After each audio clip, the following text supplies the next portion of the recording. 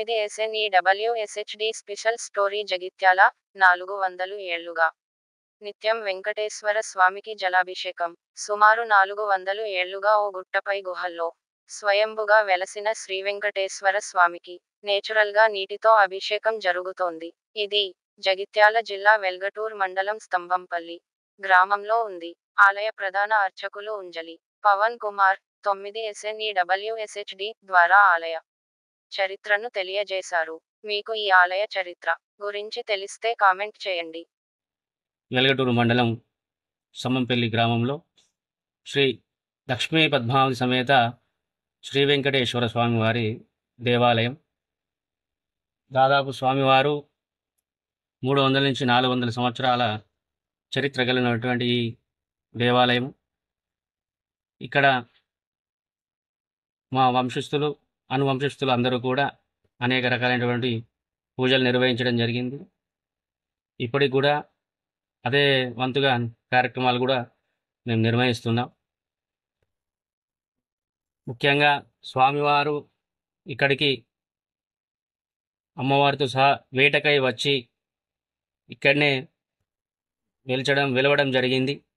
ఇది మా తాతల గారి స్వప్నంలో కనిపించినటువంటి దృశ్యం. స్వామివారికి దాదాపు వెంకటేశ్వర స్వామి అందరికీ ఒకటే రకంగా కనబడతారు.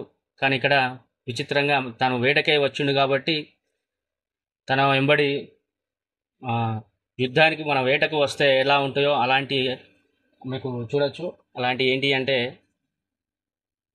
ధనస్సు, విల్లు, అవి రెండు కూడా చక్కగా నీట్గా కనబడతాయి. ఇక్కడ స్వామివారి చేతిలో కుడివైపులో ఒకటి, ఎడమవైపులో ఒకటి, అటుపక్క అమ్మవారు కూడా కనబడతారు.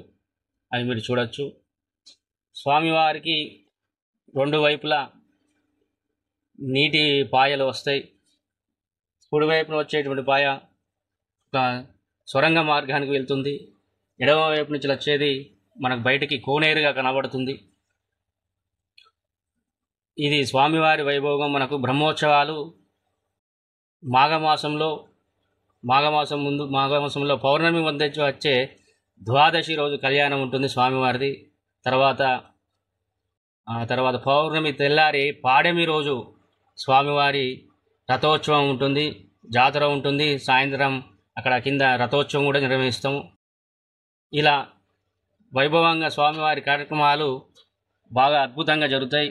స్వామివారికి ఇక్కడ ముఖ్యంగా తలనీలాలు అంటే పుట్టు వెంట్రుకల కార్యక్రమం ఎక్కువగా ఉంటుంది. స్వామివారి కోసం వచ్చి వారిని సంతానం కోసం వేడుకొని సంతానం వస్తే కలిగితే మాకు ఇక్కడనే పుట్టు వెంట్రుకలు ఇస్తాము అని చెప్పేసి మొక్కి వెళ్ళడం జరుగుతుంది. ఆ తర్వాత వాళ్ళకు అనుకున్న కోరిక నెరవేరిన తర్వాత వెంబడే వచ్చేసి వాళ్ళ యొక్క కోరికను నెరవేర్చుకుంటారు. అలాగే స్వామివారి వాహనమైనటువంటి ఇక్కడ గుర్ర వాహనం కూడా ఉంటుంది. ఇది స్వామివారి వాహనం. ఈ వాహనం ఇక్కడ గుర్ర వాహనం ఎందుకు వచ్చింది అంటే స్వామివారు వేటకు వచ్చినప్పుడు ఇదే గుర్ర వాహనం మీద ఇక్కడికి వచ్చినట్టుగా చరిత్రలు పెద్దలు చెప్తూ ఉంటారు. అందుకనే ఇక్కడ స్వామివారి ఊరేగింపులో మేము ఇక్కడ గుర్ర వాహనాన్నే వాడతాము. అలాగే స్వామివారి దగ్గర క్షేత్రపాలకుడైనటువంటి హనుమంతుడు కూడా ఉంటాడు. అది కూడా మీరు గమనించవచ్చు. కుడివైపు నుంచి వచ్చేది పాయ, అది వెళ్ళేది ఇక్కడ నుంచి బీర్పూర్ లక్ష్మీ నరసింహ స్వామివారి ఆలయంకు సొరంగ మార్గం ఉంది అని పెద్దలు చెప్తూ ఉంటారు. ఇప్పటికి కూడా ఆ గృహం మీకు కనబడుతుంది, మీరు చూడొచ్చు. ఇందులో నుంచి చూపిస్తారు వాళ్ళు. ఇక్కడ జరిగినటువంటి కళ్యాణం జరిగిన అక్షంతలు అక్కడ కళ్యాణం అదే రోజు జరుగుతుంది, అక్కడ కనబడుతుంది అని ఇప్పటికీ ఈ చరిత్ర నడుస్తుంది. ఆ తర్వాత అలాగే స్వామివారి మొక్కులలో భాగంగా కోరమీసాల పటనామాలు ఇక్కడ ఎక్కువగా సమర్పించడం జరుగుతుంది. స్వామివారికి కోరమీసాలు పటనామాలు అంటే చాలా ఇష్టము కనుక స్వామివారికి పటనామాలు వెండితోని వారికి వీరైతే శక్తితోని తీసుకొచ్చి సమర్పించడం జరుగుతుంది. అలాగే గుర్రపు వాహనం కూడా మొక్కడం జరుగుతుంది. పిల్లలు కాని వారు, పెళ్లి కాని వారి కోసం, జంట కోసము ఇక్కడికి వచ్చి మొక్కి స్వామివారి గుర్ర వాహనాన్ని కూడా సమర్పిస్తారు. అలాగే స్వామివారికి ఎదురుగా ఉన్నటువంటి చెరువు కూడా చాలా అద్భుతంగా ఉంటుంది. ఈ చెరువుపై 5 గ్రామాలు వ్యవసాయ ఆధారితంగా కూడా ఈ చెరువు పనిచేస్తుంది.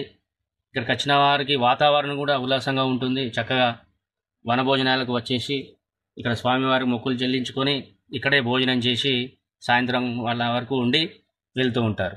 ఇక్కడ భక్తులు గోవింద గోవింద అనుకుంటూ చప్పట్లు కొడితే ఆ యొక్క స్మరణకు ఆ నీళ్ళ ప్రవాహం ఎక్కువగా వస్తాయి. అది కూడా మీరు చూడొచ్చు.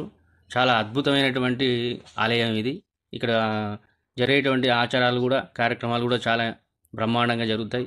స్వామివారు నిజ రూపంగా వచ్చి ఇక్కడ వెలవడం, స్వయంగా స్వామివారు ఇక్కడికి వెలవడం, భక్తుల యొక్క కోరికలు నెరవేర్చడం. తర్వాత ఇక్కడ ముఖ్యంగా స్వామివారికి చుట్టూ గ్రామ ప్రజలే కాకుండా మన పక్క రాష్ట్రమైనటువంటి మహారాష్ట్ర నుంచి కూడా భక్తులు ఉన్నారు స్వామివారికి. అక్కడి నుంచి కూడా చాలా దూరం నుంచి వచ్చి వాళ్ళ యొక్క మొక్కులు నెరవేర్చుకోవడం జరుగుతుంది ఇక్కడ. ఇది యొక్క చరిత్ర స్వామివారి.